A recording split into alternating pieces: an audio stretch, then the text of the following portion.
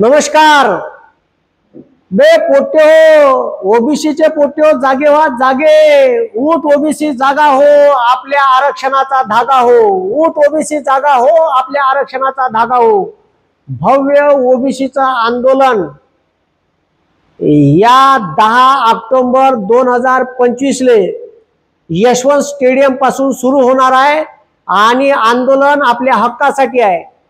ओबीसीचं आरक्षण लोकसंख्या 54% आणि आपल्याला गुंडाळलं 27%। ठीक आहे, आमचा जेवढा वाटा आहे तेवढा आम्हाला भेटायला पाहिजे, ज्याचा जेवढा वाटा आहे तेवढा त्याला भेटावा। ठीक आहे, अशी आमची मागणी आहे। आणि आमच्या ओबीसीत ऑलरेडी भडीमार आहे। आमच्या ओबीसीचं आरक्षण वाचलं पाहिजे आणि आमची जेवढी संख्या आहे तेवढं आरक्षण भेटलं पाहिजे। त्याच्यासाठी आपल्या भवितव्यासाठी, आपल्या पोराच्या भवितव्यासाठी या विदर्भातल्या तमाम ओबीसी बांधवांना मी विनंती करतो की 10 ऑक्टोबर 2025 ले तुम्ही यशवंत स्टेडियमवर पोचा। तुम्ही स्वखर्चानं या।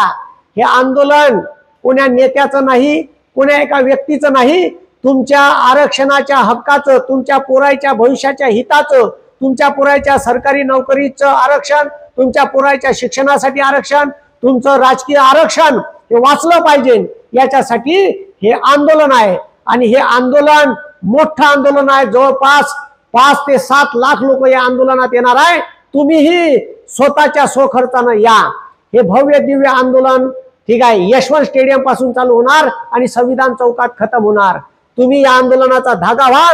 अशा या तमाम महाराष्ट्रात 346 जाती ओबीसीच्या प्रवर्गात मोडते, त्याच्यात तेली, कुणबी, माई, धनगर, कोष्टी, ठीक आहे, लोहार, सुतार, कुंभार, भोई, व्हीजेएनटी, एनटी, एसबीसी अशा अनेक जाती आहे। या सर्व जाती या ओबीसीत येतात। यांच्या हक्काचं रक्षण झालं पाहिजे, त्याच्यासाठी या आंदोलनात तुम्ही सहभागी व्हा, एवढीच मी विनंती करीन। ज्याची जेवढी संख्या आहे तेवढं आरक्षण त्याला भेटायला पाहिजे। या देशात ब्राह्मण 3% आहे, त्याला 3 द्या। ठीक आहे, आम्ही 54 आहे, आमची जातीने जनगणना करा आणि आम्हाला तेवढं आरक्षण द्या, एवढी आमची विनंती करतो।